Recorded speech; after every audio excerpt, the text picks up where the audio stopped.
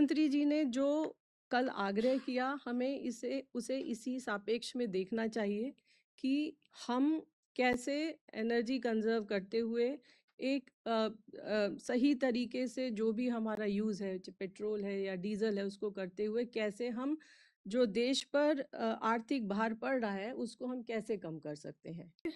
आप लोगों से कहना चाहूँगी कि माननीय प्रधानमंत्री जी ने देश के सभी लोगों के से आग्रह किया है कि पेट्रोल और डीजल की खपत कम करें, जहां भी संभव हो मेट्रो और सार्वजनिक परिवहन का उपयोग करें,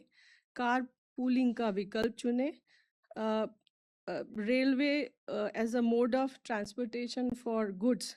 को प्रेफर करें और जहां भी संभव हो इलेक्ट्रिक वाहनों का उपयोग बढ़ाएं।